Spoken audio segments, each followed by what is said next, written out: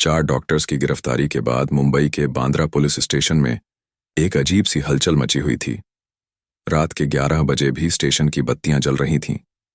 ACP Meera Deshmukh अपने cabin में बैठी फाइलों में डूबी हुई थी। 34 साल की मीरा, जो पिछले 12 सालों से महाराष्ट्र पुलिस में अपनी सेवा दे रही थी, अपनी निडरता और सटीक जांच के लिए जानी जाती थी। मीरा ने खुद से कहा, यह केस इतना सीधा नहीं है, ये डॉक्टर्स सिर्फ मोहरे हैं। तभी केबिन के दरवाजे पर दस्तक हुई। गणपत, जो पिछले 8 सालों से सिटी लाइफ हॉस्पिटल में वार्ड बॉय का काम कर रहा था, अंदर आया। उसके चेहरे पर खौफ था। मीरा ने उसे भरोसा दिलाया, गणपत, डरो मत, तुम्हारी सुरक्षा मेरी जिम्मेदारी है, बस सच बताओ। गणपत ने लंबी सांस ली और बताया कि पिछले 2 सालों से अस्पताल की तीसरी मंजिल पर रात के समय संदिग्ध गतिविधियां होती थीं। उसने उन्हीं 4 गिरफ्तार डॉक्टरों डॉ. समीर खान, डॉ. रोहन जोशी, डॉ. पीयूष चावला और डॉ. सिद्धार्थ राय को अक्सर रात के अंधेरे में महिला मरीजों के वार्ड में जाते देखा था। इसके अलावा अस्पताल के ट्रस्टी मिस्टर विक्रम मेहरा और admin head mister Sudhir Patil भी अक्सर रात को गुप्त मीटिंग्स के लिए आते थे। गणपत ने बताया कि कई बार महंगी गाड़ियों में रईस लोग आते थे जो अपना चेहरा छिपाए रखते थे। मीरा का दिमाग चकरा गया। यह मामला केवल चिकित्सा लापरवाही का नहीं, बल्कि एक बड़े रैकेट का था। अगले दिन मीरा ने अपनी टीम के साथ अस्पताल पर धावा बोला। उसकी टीम में इंस्पेक्टर नितिन और कांस्टेबल अंजलि शामिल थे।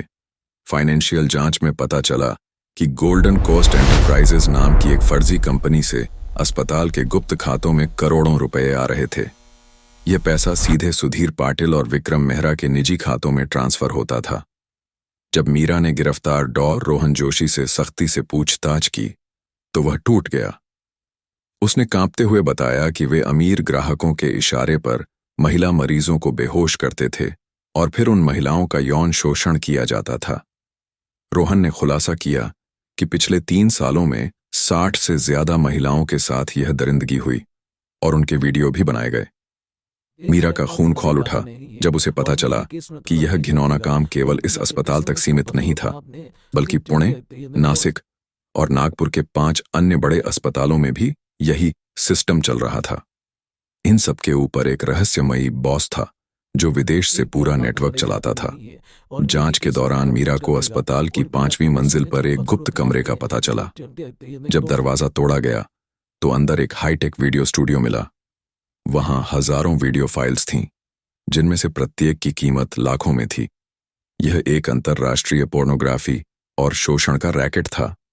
तभी मीरा को एक अज्ञात नंबर से फोन आया। फोन करने वाले ने उसे चेतावनी दी, मीरा देशमुख, इस केस से पीछे हट जाओ। इसमें बिजनेसमैन आर.के. सिंघानिया और मंत्री सूर्यकांत जैसे बड़े नाम शामिल हैं। मीरा ने डटने का फैसला किया। फोन करने वाले ने, जो खुद को सिस्टम का बाकी बता रहा था, एक बड़ी जानकारी दी कि सुधीर पाटिल और विक्रम मेहरा इस वक्त अलीबाग के एक निजी बंगले रॉयल विला में छिपे हैं और कल सुबह देश छोड़कर भागने वाले हैं। उसने एक और भयानक शब्द का जिक्र किया, प्रोजेक्ट ईगल। यह प्रोजेक्ट पूरे देश के 50 अस्पतालों में इस नेटवर्क को फैलाने की योजना थी। मीरा समझ गई कि उसे तुरंत अलीबाग निकलना होगा, इससे पहले कि अपराधी और सबूत हमेशा के लिए गायब हो जाएं।